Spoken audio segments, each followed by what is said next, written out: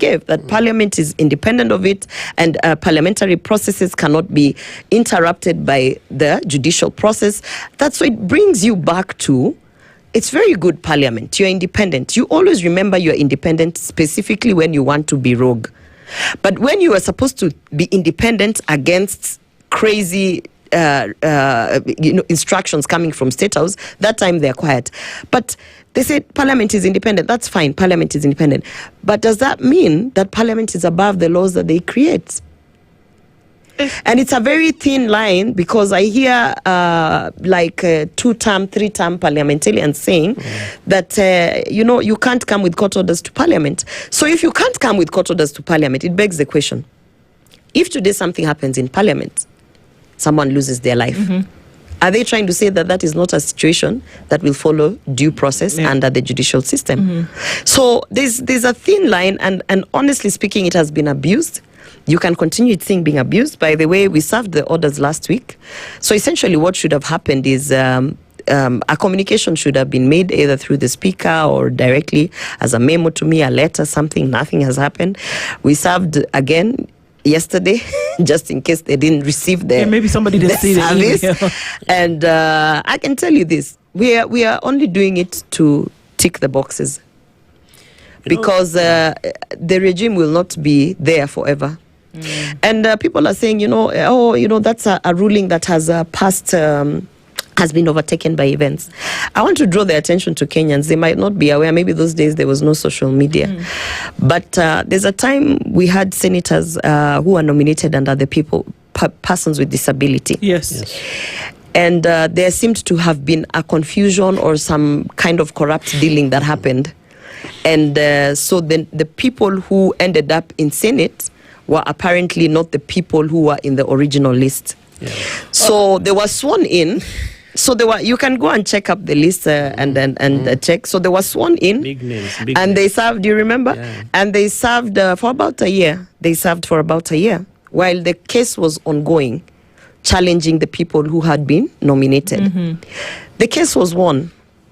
The people who went to court saying, hey, it was us who should have been nominated. Yes. They won the case after about a year. And orders were given, same just like this one for reinstatement, that in fact you've been having the wrong people in Senate. Yeah.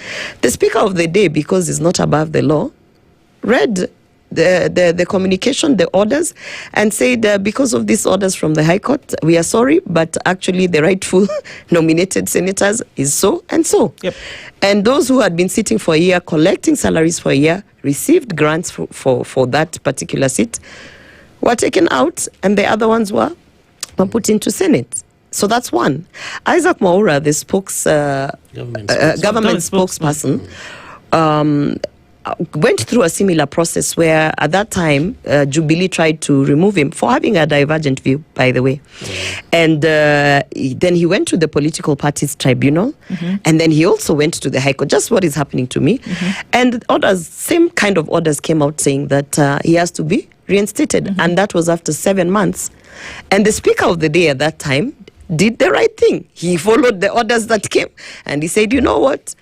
The orders have been served. This is the situation. Isaac Mwaura, take your seat. And he took his seat.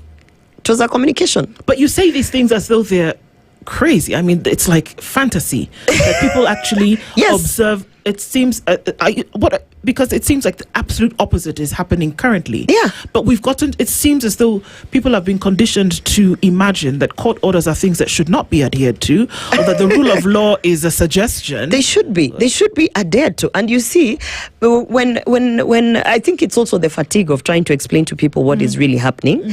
And I'm glad that eventually, I'm not glad. That sounds bad, because it's like saying I'm glad bad things are happening to other senators.